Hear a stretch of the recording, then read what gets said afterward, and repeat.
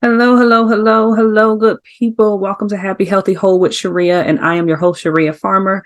I am excited to have you join me again in supporting my channel, working to make sure that we heal.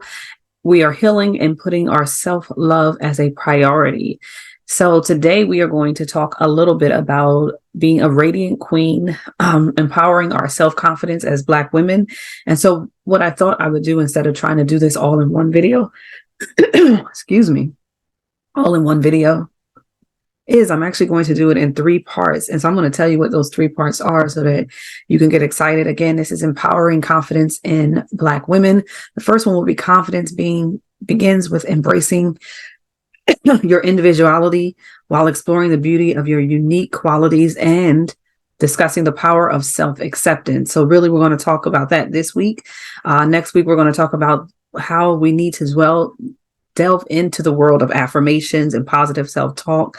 And I'll explore some practical ways and tips for you to kind of cultivate a mindset as well as a routine that boosts your self-esteem. And lastly, we're going to talk self-care, because if anytime I do a series on any area, it's usually going to end and talk about how self-care is a game changer, because it helps you to incorporate routines and rituals that enhance your well-being so that you can gain this unstoppable confidence. So those are going to be our three areas that we're going to go over the next 3 weeks. But this week, we're going to start with our first thing we're going to start with is our healing moment, to heal or not to heal. And so we're going to start incorporating an opportunity for us to go really dwell into our affirmations and mindsets before I go into any of the topics. So this week, the mindset topic when it comes to heal or not to heal is I take care of myself. So the affirmation, I take care of myself, is what I want you to frame these questions that I'm going to ask you about in a second. So although I cherish most of my friendships very deeply, I'm a very independent person, and it's important for me to maintain a sense of self in all that I do, and to acknowledge that my autonomy is unique in my friendships, just like their individual autonomy is very unique, and it gives us both choice and it allows us to have efforts in how we communicate what's best for us in relationships and anything that we do. Now, because of that, a lot of times people confuse the concept of being independent with confidence. And I want to talk a little bit about how I take care of myself, being that affirmation, I take care of myself, being so important, and knowing that we are the person who has the power in our own lives to create freedoms, to recognize the power and control over ourselves, and to experience the life in which we want. But there are so many outside factors that are realistically out of our control.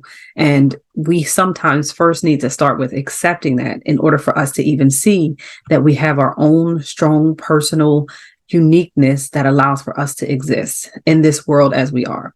So I want us to think about this as we recall our affirmation, I can take care of myself. And I'm sorry, I missed that earlier. It was, I can take care of myself. So today, as we use that framing and we kind of affirm it in our thinking and in our thought and our mindset, I want us to develop the self-awareness that proves this statement to us.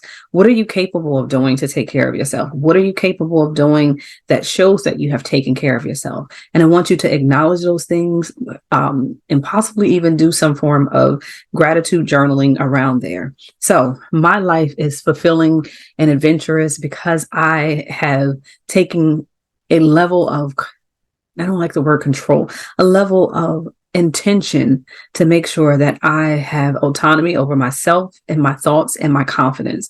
So the reflection questions for this one specifically, I can take care of myself, is, do I take care of my own needs? If so, how do I do this? Secondly, if I believe I require assistance in talking and taking care of myself, who can I depend on?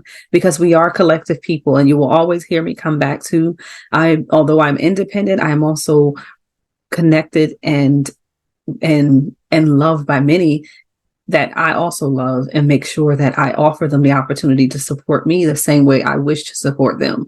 So the second one is, if I do require assistance, or when I do require assistance, who can I reach out to? Who can I depend on?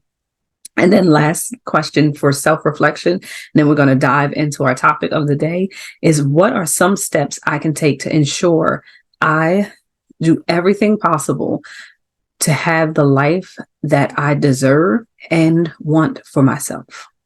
All right, so that is our to heal or not to heal moment. Again, I am Sharia Farmer, and I'm the host of Happy, Healthy, Whole. And I just want us to remember that if you are interested in kind of having a conversation on social media about what we just talked about in terms of that to heal or not to heal moment, please feel free to use the hashtag healing and joy.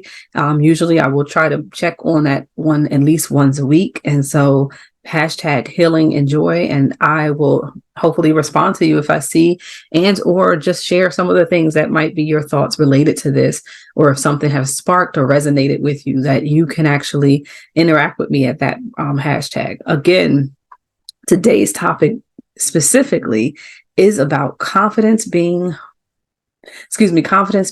with embracing and understanding that you are an individual, you are unique, and that your beauty is about your unique qualities, but mainly how you accept those things will help you to navigate the world. And so let's talk about that statement. So when we think about, there's three factors that I want us to think about when we believe or understand how our self-confidence is wrapped into our self-acceptance. The first thing is confidence begins with individuality. This means embracing, exploring, and understanding that you have to confront the societal norms that you may not match up with, or may not fit into, or may not be a part of these predetermined molds that are just not who you show up as. Instead, it starts with actually acknowledging that because I don't show up that way, does not make me less beautiful, less capable of fitting, quote unquote, in, but it makes me who I am. And so really understanding what are my unique qualities that make me stand out from the norms, from the societal factors that are out of my control, such as my culture, my hair, my identity, the things that I love about myself that the world may not love in return. So that begins our first part of building our confidence, which is really embracing that, recognizing that each person, including yourself, has a distinct set of strengths and characteristics that they were birthed with that are uniquely theirs and should have a right to that. So when you can embrace that, when you can really look at your individuality as a unique and amazing part of who you are, then you automatically capture that first form of confidence. The next thing you're going to do is kind of think about exploring the beauty of your own unique qualities. So first we got to acknowledge it. We have to accept it and know that this is who we are, right?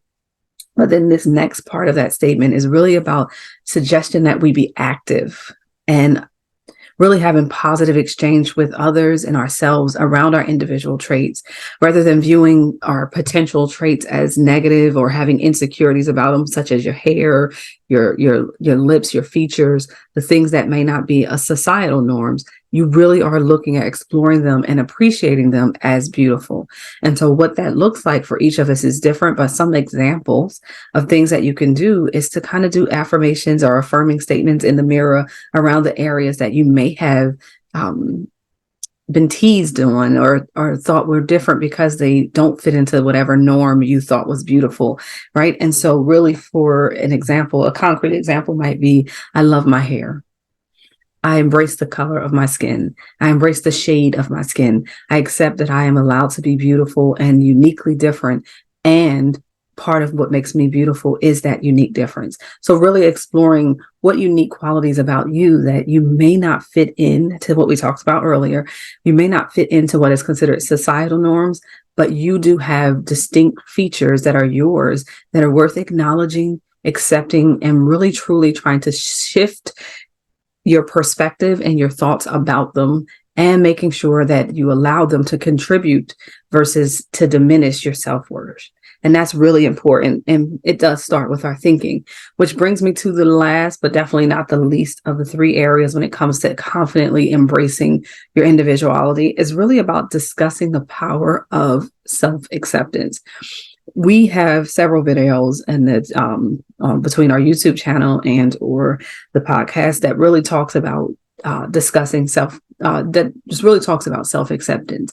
But self-acceptance is the core of building our self-confidence. Really, we can't have self-confidence without self-acceptance.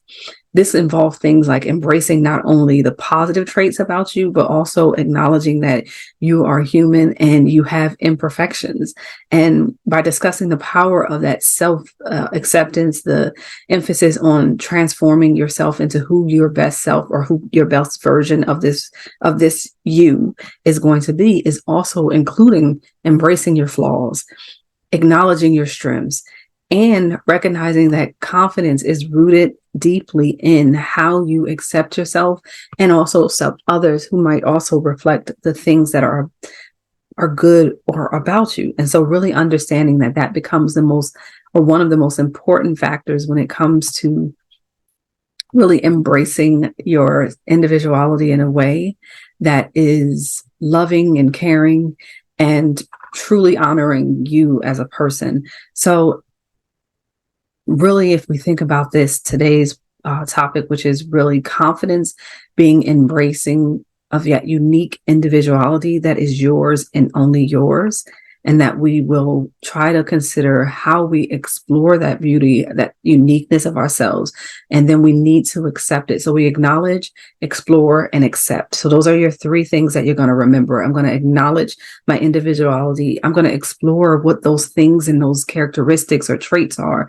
And then I'm going to and then I'm going to accept all of those things about me, both good and bad, that I can learn to embrace and or explore to work on, right? Because it's essential that we understand that this is a holistic approach to really looking at self-confidence, which is that I'm human, I'm allowed to have flaws, but that still does not make me uniquely beautiful and accepting of that beauty. So by the end of all of those things, the acknowledgement, the exploring, and the self-acceptance, I hope that you understand that you're fostering self-acceptance, individuality that can build a solid foundation of confidence and your internal self and internal validation that truly does matter. And so really understanding that even that starts the process of confidence and being your authentic self to the best of your ability.